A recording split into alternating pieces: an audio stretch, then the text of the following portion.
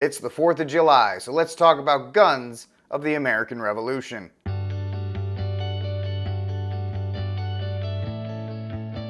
Hello and welcome to the STNGR Workshop. My name is Rick Barrett and I'm your host for these series of videos where we talk about everything from gun accessories to gun maintenance. It's that time of year, the time of cookouts and fireworks. So while you're hanging out by the grill or maybe getting ready to sit down and watch some fireworks, let me talk to you about the guns of the American Revolution. Now, while discussing the guns of the American Revolution, it's important to know that these guns were used by both the British and the American colonists. The military tactics of the American Revolution were defined by the firearms that they had access to. Battles were fought with numerous types of small arms. As a side note, if you ever hear somebody talk about small arms, they're talking about pistols, rifles, things of that nature. All the firearms that were used during the American Revolution had flintlock technology. Flintlock firearms utilize a firing mechanism whereby the trigger was pulled, a piece of rock, otherwise known as flint, would strike a piece of steel, creating a spark that would ignite black powder to discharge the piece. The resulting spark ignited the gunpowder and set off the main charge,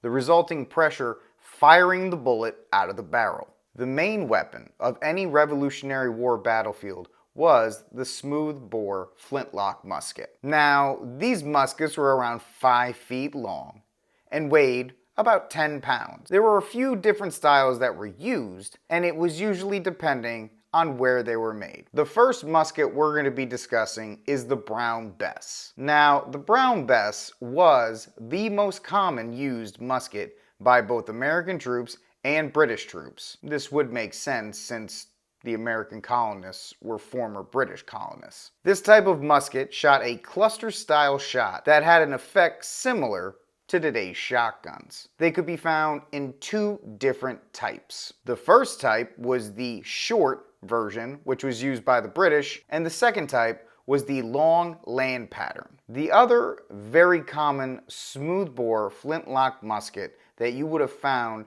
during the American Revolution was a French infantry musket, the Charleville Musket. Now, this musket was most commonly used as weapons for the French troops. Many historians today consider it to be better than the Brown Bess, as it was lighter and more durable. Now, the smooth bore of the flintlock muskets caused the bullets that were fired out of them to be a little more unstable. Now, in addition to these smooth bore muskets, there were also employed rifles. They were flintlock muskets that had grooves carved inside of the barrels that allowed the musket ball to spin when exiting the rifle. These muskets with the grooves carved in them would be the forerunners of today's rifles. However, they were not widely employed because they were very slow to reload and they did not have the ability to attach a bayonet to them. And that is a general overview to the rifles used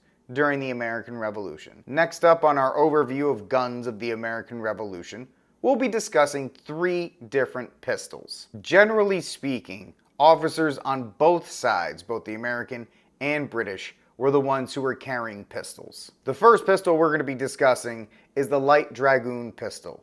Now, this pistol was created for the British Dragoons. Some of you are asking, what is a Dragoon? Well, simply put, a Dragoon is a class of mounted infantry who used horses for mobility. These light Dragoon pistols were used for sweeping a battlefield as they could be deployed quickly. On the American side, it was the Kentucky Flintlock pistol. Now, the Kentucky Flintlock pistol was used by American cavalry and military officers.